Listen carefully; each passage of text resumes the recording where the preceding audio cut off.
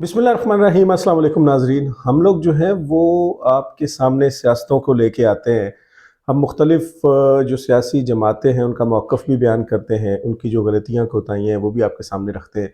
हम आपसे बड़ी खुल के बात करते हैं और उस पे यकीनन जब हम किसी जमात के हक़ में बात कर रहे होते हैं तो वो जमात या उस जमात के चाहने वाले जो कि मुखालिफिन होते हैं तारीफ़ की गई जमात के, वो वहाँ से हमें फिर बुरा भला भी सुनने को मिलता है और बड़ा एक नुक्ता एतराज़ जो है वो भी हम पे उठाया जाता है, बाइस्ड भी कहा जाता है और बड़ी बड़ी बातें की जाती हैं। लेकिन खैर है, कोई नहीं। ये जो पाकिस्तानी सहाफ़त है उसमें फैक्ट्स के ऊपर, हक़ाइक़ के ऊपर और ग्राउंड रियलिटीज़ के ऊपर बड़ी कम बात होती है। उसके ऊपर बिल्कुल गौर नहीं किया जाता, बल्कि बात इस बात पे होती है जी किसने ख्वाब कितने दिखाए और कौन जो है वो बातें कितनी अच्छी करता है, कौन जो है वो स्मार्ट कितना है, कौन जो है वो उसकी पर्सनैलिटी नहीं है, कौन जो है उसको बात करने का पता नहीं है, कौन जो है वो पर्ची पढ़ के बात करता है और कौन जो है वो फिलबदी बोलता है वगैरह वगैरह।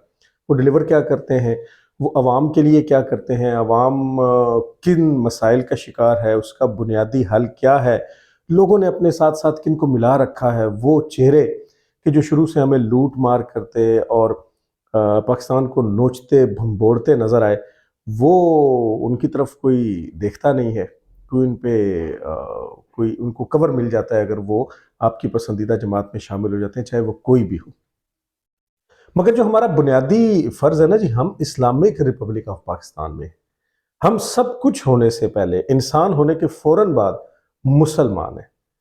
हम एक अकीदा रखते हैं, हम एक नज़रिया रखते हैं, हम अल्लाह और अल्लाह के रसूल सल्लल्लाहु अलैहि वसल्लम के कलमा गो हैं, हम कलमा पढ़ने वाले हैं, मुसलमान लोग हैं।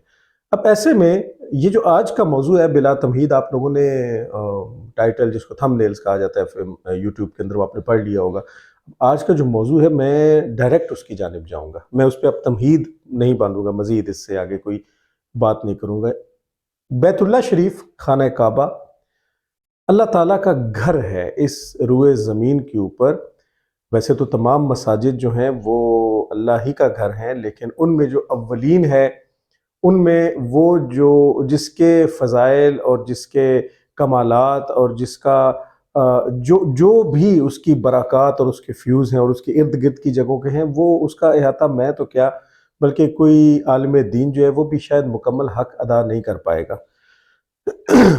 इसको सबसे पहले फ़रिश्तों ने तामीर किया था और फिर इसकी तामीर के मुख्तलिफ़ मदारिज में जो जिसका ज़िक्र कुरान मजीद में मिलता है, वो हज़रत सैयदना इब्राहीम अलैहिस्सलाम ने अपने बेटे हज़रत सैयदना इस्माईल अलैहिस्सलाम के साथ मिल के खाना काबा की तामीर की थी और फिर यहाँ पे दुआ भी की थी। और फिर आप देखते हैं कि 24 घंटे 24/7 और साल के 365 दिन इसका तवाफ़ होता है।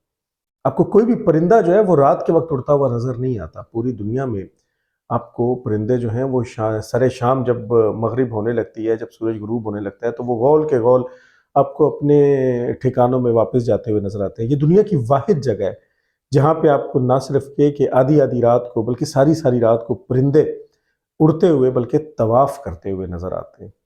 यहाँ पे अल्लाह ताला की जो रहमत है, जो जलवे हैं, वो हर वक्त खुली आंखों से लोग देख सकते हैं। और एक हदीस का मफ़हूम ये है कि फ़रिश्तों की 70,000 फ़रिश्तों की एक जमात जो है वो आसमान से बैतुल्लाह शरीफ यानी खाना काबा की जानिब उतरती है, वो खाना काबा का तवाफ़ करती है और उसके बाद आगे बढ़ जाती है और फिर 70,000 नए फ़रिश्तों की जमात आती है और ये सिलसिला क़यामत तक जारी रहेगा। और इतने फ़रिश्ते आते हैं कि वो एक जमात जो 70,000 फ़रिश्तों की इसका तवाफ़ कर चुकी, उसकी बारी दोबारा क़यामत तक नहीं आएगी। मैं अगर बैतुल्लाह शरीफ के फ़ज़ाइल व आमाल को बयान करना शुरू करूँगा तो फिर ये व्लॉग भी बहुत लंबा हो जाएगा और इसके बावजूद उसका अहाता नहीं हो सकेगा, क्योंकि ये अल्लाह की बातें हैं, ये बैतुल्लाह की बात है। और अल्लाह की बातों के बारे में कुरान के अल्फाज है कि अगर सारी दुनिया के दरख्त जो हैं वो कलम बन जाए और अगर सारी दुनिया के जो समुंदर हैं वो स्याही बन जाए और आप अल्लाह की बातें लिखने लगें तो वो कलम और वो स्याही ख़त्म हो जाएगी, लेकिन अल्लाह की बातें ख़त्म नहीं होंगी।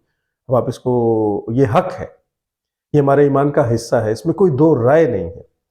लेकिन ज़रा आप इसको थोड़ा सा सोचें कि अगर एक टब में आपके पास स्याही हो या एक टैंकी जो आपके घर के अंदर अंडरग्राउंड टैंक्स होते हैं, छत के ऊपर जो टैंक्स होते हैं, अगर वो स्याही हो और आपके पास कोई 1 کروڑ کے قریب کلمے ہوں اور آپ اس کو لکھنے بیٹھے تو آپ کی زندگی ختم ہو جائے گی، وہ ختم نہیں ہوں گے۔ تو سوچیں کہ پھر اگر سارے درخت جو ہیں وہ کلمے بن جائیں اور سارے سمندر سیاہی بن جائیں تو اللہ کی باتیں پھر وہ کیسی باتیں ہوں گی؟ وہ ورا ورا ورا ہے آپ کی سوچ سے، آپ کے ذہن سے، آپ کی انسانی عقل سے، لیکن وہ حقیقت ہے، وہ سچ ہے۔ تو ہماری تو اوقات نہیں کہ ہم اپنے آپ کو اس خانے میں فٹ کر سکیں، ہماری اوقات نہیں ہے کہ ہم اس کا احاطہ کر سکیں۔ ہم بس ایمان والے ہیں، آمنا و صدقنا، آنکھیں بند کر کے دل و جان سے، صدقے دل سے اس بات پہ ایمان رکھتے ہیں، اور اسی وجہ سے ہم مسلمان کہلاتے ہیں۔ خانہ کعبہ کی جو سب سے پہلی بے حرمتی کی کوشش کی گئی تھی اور جس کا ذکر قرآن مجید میں ملتا ہے، وہ یمن کے بادشاہ نے کی تھی جس کا نام ابرہہ تھا، اور وہ ہاتھیوں کی فوج لے کے آیا تھا۔ اب آپ سوچیں کہ یہ واقعہ جب ہوا تھا اس زمانے میں تو سیمنٹ ایجاد نہیں ہوا تھا، اس زمانے میں تو سریا جو موجودہ شکل میں ہے وہ ایجاد نہیں ہوا تھا۔ تو خانہ کعبہ کی عمارت کیا تھی؟ مٹی کی بنی عمارت تھی، گارے کی بنی عمارت تھی، مقامی پتھروں سے بنائی گئی عمارت تھی۔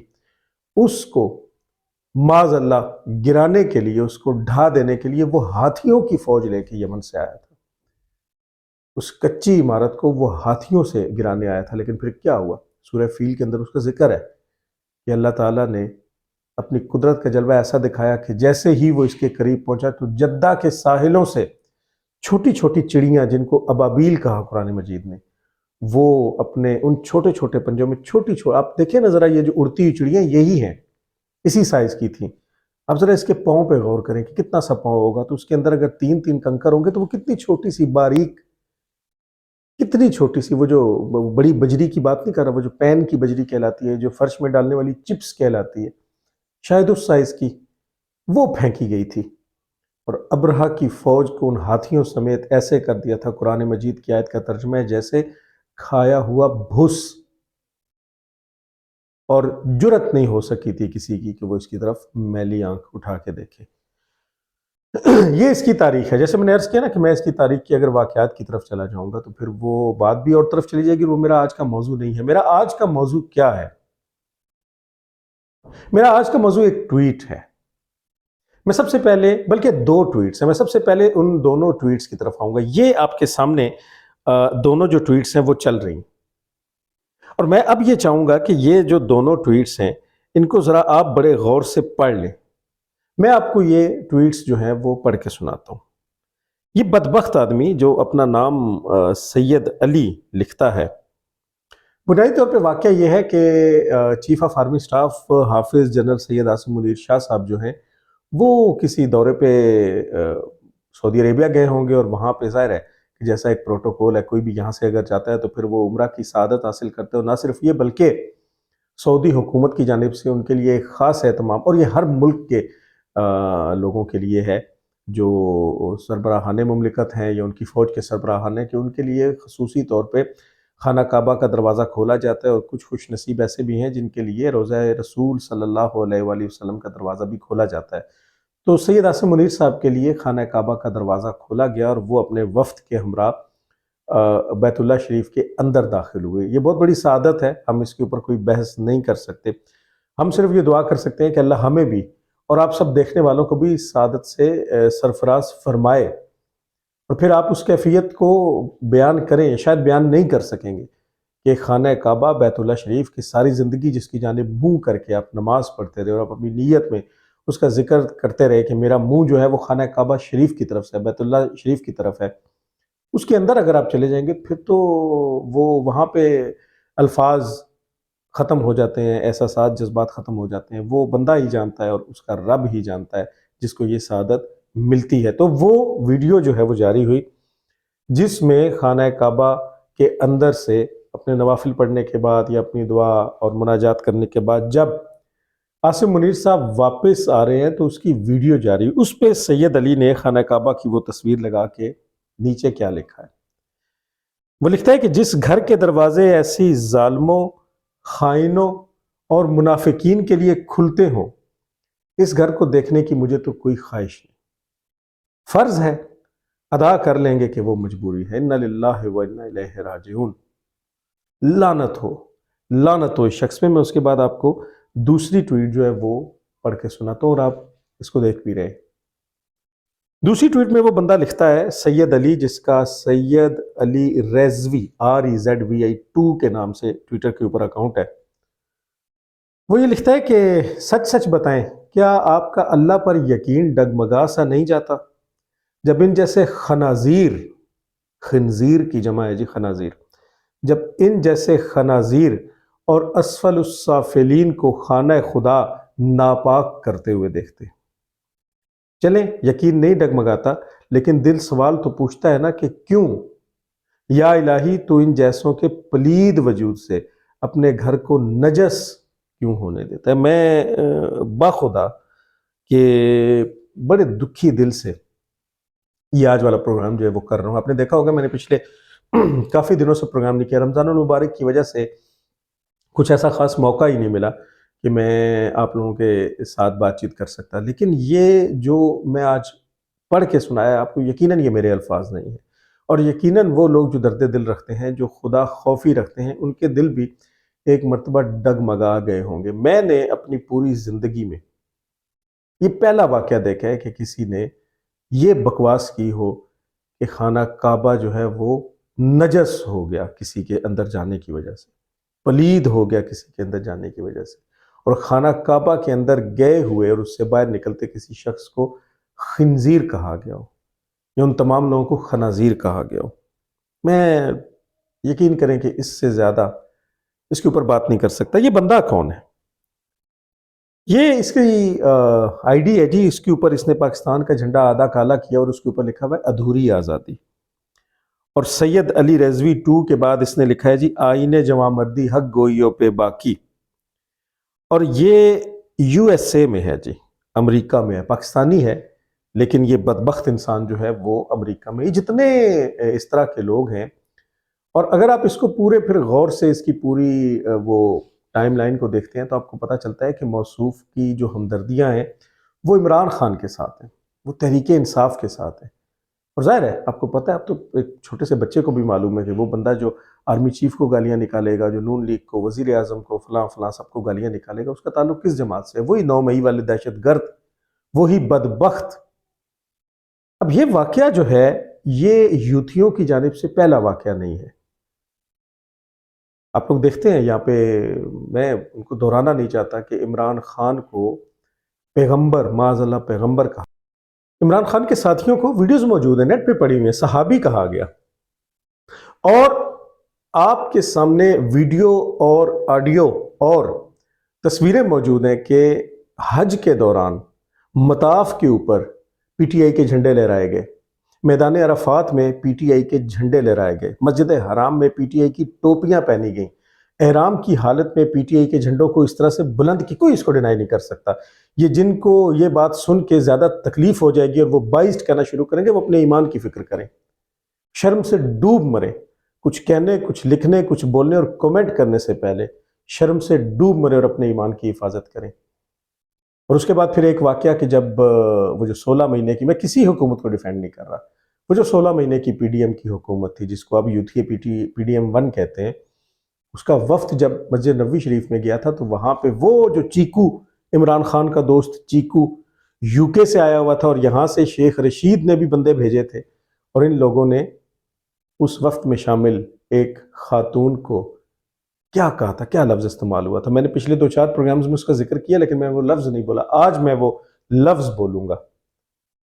اس وفد کے اندر رسول اللہ صلی اللہ علیہ وآلہ وسلم کے روضہ مبارک کے سامنے مسجد نبوی صلی اللہ علیہ وآلہ وسلم کے احاطے کے اندر اس مسلمان خاتون کو کنجری کہا گیا تھا، اور یہ کہا گیا تھا، اوے چیکو وہ دیکھو کنجری آ گئی ہے، اور وہ لفظ مریم اورنگزیب کے لیے استعمال ہوا تھا۔ کہاں استعمال ہوا تھا؟ روضہ رسول صلی اللہ علیہ وآلہ وسلم کے سامنے استعمال ہوا تھا، اور اس کو ڈیفینڈ کیا تھا یوتھیوں نے، اس کو ڈیفینڈ کیا تھا۔ تو ان کا علاج، اس طرح کے لوگوں کا علاج پھر وہی ڈنڈا ہے جو اب ان کے سروں پہ مارا جا رہا ہے، اور ابھی کم مارا جا رہا ہے۔ انہوں نے حملہ کیا شہداء کے یادگاروں کے اوپر، انہوں نے ان کے مجسموں کو، یادگاری مجسموں کو جلایا، انہوں نے گجرانوالہ کینٹ کے گیٹ کے باہر جو فوجی کا ایک مجسمہ بنا ہوا تھا اس کے ہاتھ سے پاکستان کا جھنڈا اکھاڑ کے PTI کا جھنڈا اس کے ہاتھ میں دیا، انہوں نے میاں والی کے اندر اس جہاز کے ماڈل کو جلا دیا جو ایم ایم عالم کے اس جہاز سے منسوب تھا جس نے بھارتی طیاروں کو 1 سیکنڈ یا 1 منٹ میں وہ جو 6 یا 9 طیارے گرانے کا عالمی ریکارڈ قائم کیا تھا. انہوں نے باٹا پور کے اندر واگا بارڈر کے قریب وہ یادگار شہداء میں وہ جو پاکیزہ نام لکھے ہوئے تھے 65 کی جنگ کے شہداء کے، ان کے اوپر جوتے برسائے اور اسے ڈنڈے مارے، اور یہ تماشا دیکھنے کے باوجود یہ دندناتے پھرتے ہیں. اور ناکامی ہے، نااہلی ہے ان کی کہ جن کے ہاتھ میں ڈنڈا ہے کہ جو یہ دندناتے پھرتے ہیں. ان کے اوپر جتنی بھی ایف آئی آر ہوئی وہ ایف آئی آر پوری کی پوری ججز اڑا کے رکھ دیتے ہیں، گویا وہ لوگ کہ جو ریاست کے خلاف اٹھتے ہیں وہ اٹھیں، کوئی مسئلہ نہیں، ان کو ایک پورا کور مل جاتا ہے. ٹھیک ہے، یہاں تک بات برداشت ہو رہی تھی. اس کے بعد ان کی حکومت بھی بن گئی، سب کچھ ہو گیا، ٹھیک ہے. ایک بڑا طبقہ پاکستان کے اندر خاص طور پہ یوتھ کا، وہ نوجوان جو عمران خان کرتے پھرتے ہیں، وہ ان کا حق رائے دہی ہے، انہوں نے استعمال کیا ہے ووٹ کے ذریعے، بن گئی حکومت. ٹھیک ہے، وہ آپ کو یاد ہوگا پچھلی مرتبہ جب انہوں نے راستے مدینہ بنانی تھی تو یہ کہا گیا تھا کہ وزیر اعظم ہاؤس کو یونیورسٹی بنا دیں گے، گورنر ہاؤس کو گرا کے یونیورسٹیاں بنا دیں گے، ہم سائیکل پہ آئے جائے کر. کچھ نہیں ہوا بھائی، کچھ نہیں ہوا. ہر جگہ یو ٹرن لیے گئے، ہر جگہ کوئی ڈیلیور نہیں ہوا.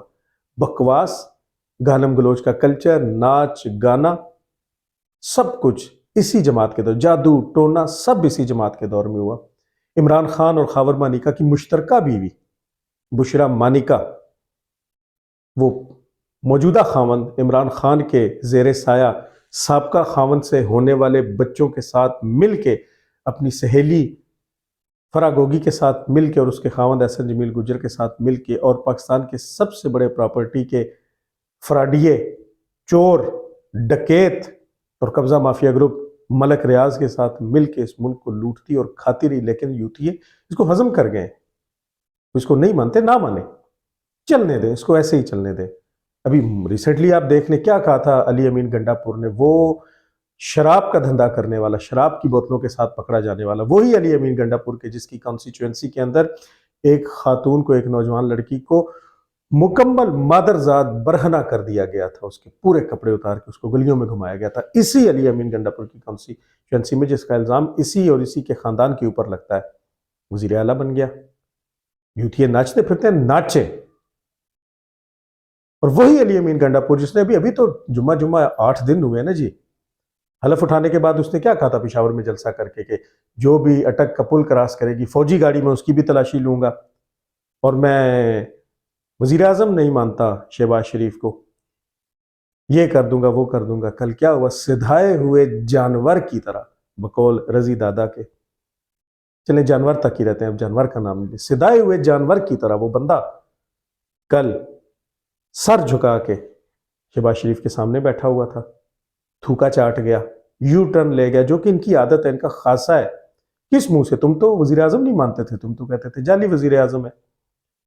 تم تو جب شہباز شریف بطور وزیر اعظم پشاور گئے ہیں تو استقبال کے لیے نہیں آئے، تمہارے کابینہ میں سے کوئی بندہ نہیں آیا، تو کس منہ سے؟ لیکن یوتھیوں کے لیے اور پی ٹی آئی کے لیے عزت کیا اور ذلت کیا؟ وہ تو سب کچھ ایک جیسا ہے، وہ تو بالکل ایک جیسے ہیں، تو چلنے دیں، اور چل رہا ہے. لیکن یہاں تک ٹھیک تھا، یہ گندگی، یہ سیاست کی گندگی ملنے آیا تھا نا، گنڈا پور تو ملنے آیا تھا بطور وزیر اعلیٰ، یہاں اس سے نیازی سے نہیں ملنے دیا گیا. کیسی ستم ظریفی ہے، کس منہ سے واپس گیا ہوگا لمبے لمبے بال لے کے کہ یہاں سے نیازی سے ملنے آیا تھا، شہباز شریف کے تلوے چاٹ کے نکل گیا، اور یوتھی وہاں پہ اس کا ناچ ناچ کے استقبال کرے. رہنے دے، کرنے دے، یہاں تک کریں، سیاستوں تک رکھیں. لیکن یہ خانہ کعبہ بیت اللہ شریف کی توہین، اس کے بارے میں اس طرح کے الفاظ، اس کے بارے میں اس طرح کی بکواس، تو پھر 1000 لاکھ اور کروڑ مرتبہ لعنت بھیجی جانی چاہیے ان کے اوپر اور ان کے پیروکاروں کے اوپر اور ان کے لیڈرز کے اوپر کہ جو اس کی تردید بھی نہیں کرتے. اور یہ سر ایک سوال کبھی آپ نے اس پہ غور کیا کہ جہاں بھی مسجد نبوی شریف کی توہین ہوئی، جو میں نے ذکر کیا، جہاں بھی مسجد حرام شریف کی توہین ہوئی، جہاں بھی عورت کے بارے میں اس طرح کے الفاظ بولے گئے، جہاں بھی یہ پیغمبر کا لفظ استعمال کیا گیا، جہاں بھی ساتھیوں کے لیے صحابہ کا لفظ استعمال کیا گیا، جہاں بھی خانہ کعبہ کے اندر یہ جو میں دوبارہ اب اس کو دہراؤں گا نہیں، جو چل رہا ہے، اس میں ہمیشہ پاکستان تحریک انصاف ہی کیوں ہوتی ہے کہ دوسری جماعت یہ کیوں نہیں کرتی؟ کہ پی ٹی آئی کیوں کرتی ہے؟ کیوں کرتی ہے؟ تو پھر مانے کہ وہ جو کچھ آج سے چند سال پہلے جناب ڈاکٹر اسرار احمد صاحب فرما گئے تھے وہ سچ فرما گئے تھے، حکیم محمد سعید صاحب جو کہہ گئے تھے وہ سچ کہہ گئے تھے، اور جو خیالات عبدالستاریدی کے تھے وہ ٹھیک تھے کہ یہ یہودی ایجنٹ ہے، اس کو یہودی تیار کر رہے ہیں اور یہ چھوڑے گا نہیں۔ اب آپ دیکھیں نا IMF کو خط پاکستان کو پیسے نہ دیں کیونکہ میں نہیں ہوں، یورپین یونین کو خط لکھے جانے کی بات ہو رہی ہے، ان سے رابطہ کرنے کی بات ہو رہی ہے کہ پاکستان کی ایکسپورٹس یعنی پاکستان کی وہ برآمدات جو پاکستان خاص طور پہ ٹیکسٹائل کے شعبے میں کرتا ہے ان کو روک دیا جائے، اور حال ہی میں 2023 میں تو وہ ہمیں ملی ہیں فار 4 ایئرس، وہ روک دی جائیں۔ کیوں بھائی؟ تم آسمان سے اترے ہوئے فرشتے ہو یا تم پہلے لیڈر ہو؟ بڑے بڑے لیڈر جو اصل میں لیڈر تھے، جو اللہ اور اللہ کے رسول صلی اللہ علیہ وسلم سے ڈرنے والے تھے اور ویسے ہی ان کے پیروکار تھے، نہیں پھانسی لگائے گئے، نہیں جیلوں میں ڈالے گئے، نہیں ملک بدر کیے گئے، نہیں ان کو پابند سلاسل کیا گیا۔ تم کس کھیت کی مولی ہو؟ تم نے ڈیلیور کیا کیا سوائے اس کے؟ جب تک معاشرے میں تھا GHQ پہ حملہ تھا، فوج پہ حملہ تھا، فوجی یادگاروں پہ حملہ تھا، فوج نے خود برداشت کر لیا، فوج جانے تم جانو۔ فوج کو بہتر لگا ہوگا، ان کو اچھا لگا ہوگا کہ تم یہ سب کچھ کرنے کے باوجود ابھی وہ 9 مئی دوبارہ نہیں آیا اور ایک صوبے میں حکومت لیے بیٹھے ہو، اور ایک فوجی ڈکٹیٹر کا پوتا بڑی بڑی زبان نکال کے اور یہاں اور یہاں اور یہاں اور یہاں عمران خان کے سٹکر لگا کے اور وہاں اسمبلی کے اندر دھاڑتا اور گرجتا برستا پھرتا ہے جس کا نام عمر ایوب ہے۔ ٹھیک ہے، یہ بات سیاست تک ہے، لیکن اس طرح کا خناس بکنا، اس طرح کی بکواسیات کرنا اور خانہ کعبہ کے بارے میں اس طرح کی بات کرنا صرف اس لیے کہ وہاں ایک ایسا شخص کہ جو اپنی ذات میں سید آل رسول سے ہے، جس کے سینے میں قرآن ہے، جو حافظ قرآن ہے، اور اس نے تمہاری بیوی بشرا مانیکا کی اور اس کے خاوند کی اور بچوں کی کرپشن تمہارے سامنے رکھی تھی۔ جب وہ DGIS آئی تھا تو تم نے بجائے یہ کہ اپنے گھر میں جھاڑو دیتے، تم نے اس کو ہٹا دیا تھا۔ جس کی گود میں تم بیٹھے تھے، جس کے جوتے تم چاٹتے تھے، جنرل باجوہ کے، اس کو کہہ کے تم نے ہٹا دیا تھا، اور پھر تم چاہتے تھے کہ یہ آرمی چیف نہ بنے۔ اب جب وہ آرمی چیف بن گیا تو کیا وہ تمہارے حق میں ہوگا؟ نہیں ہوگا، اس لیے کہ وہ شخص جس کا نام عاصم منیر ہے تمہاری اس کرپشن کی رگوں کو جانتا ہے، اس کی آنکھوں پہ وہ پٹی نہیں بندھی ہوئی جو یوتھیوں کی آنکھوں پہ پڑی ہوئی ہے۔ لیکن اگر ایک شخص، ایک مسلمان، ایک حافظ قرآن، ایک سید زادہ خانہ کعبہ کے اندر جاتا ہے تو تم خانہ کعبہ کے بارے میں بکواس کرتے ہو، تمہاری جماعت کے لوگ بکواس کرتے ہیں، اور اس سے پہلے بھی جتنے بکواس ہوئے ان کو تم نے کوئی شٹ اپ کال نہیں دی۔ جہاں پہ سیاست کرنی ہو، جہاں پہ سیاست چمکانی ہو، جہاں پہ اپنا مفاد عزیز ہو، وہاں پہ تم یو ٹرن لے لیتے۔ اس معاملے میں تمہارا کوئی یو ٹرن نہیں، لعنت ہو ویسے اوپر۔ اور یہ اب جو کچھ ہے یہ اللہ کا عذاب اس پہ ہے اور اس جماعت پہ ہے، اور میرا ایمان ہے کہ یہ جماعت سر نہیں اٹھائے گی۔ اگر یہ حرکتیں رہیں گی یہ سر نہیں اٹھائیں گی، یہ اپنی موت آپ مر جائیں گے۔ آپ اس پہ غور کریں، آپ ٹویٹر کے اوپر اس ٹویٹ کو کھولیں، اس ٹویٹ کو دیکھیں، اور اس ٹویٹ کرنے والے کی پوسٹ پہ غور کریں اور دیکھیں کہ کسی ایک بھی یوتھیے نے یا PTI کے کسی ایک بھی نام نہاد سو کالڈ لیڈر نے اس کو کہیں ڈینائی نہیں کر رکھا۔ اور جو میں نے ذکر کیا جن جن گستاخیوں کا، ان سب کو سرچ کریں، مجھے چھوڑیں، سرچ کریں۔ آپ کی آنکھیں کھولنے کے لیے کافی ہے۔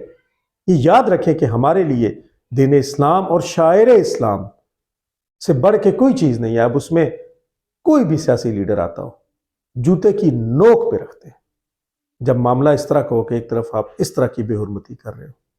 آپ نے آج کا ویلاگ دیکھا، آج کی ویڈیو دیکھی، اس کو لائک، سبسکرائب اور شیئر کر دیجیے گا، دوستوں میں آگے بھیج دیجیے گا اس کو، اس میں بیل آئیکن کو ضرور پریس کر دیجیے گا تاکہ میری آنے والی ویڈیوز آپ تک پہنچ سکیں۔ انشاءاللہ اگلے پروگرام میں آپ سے دوبارہ ملاقات ہوگی۔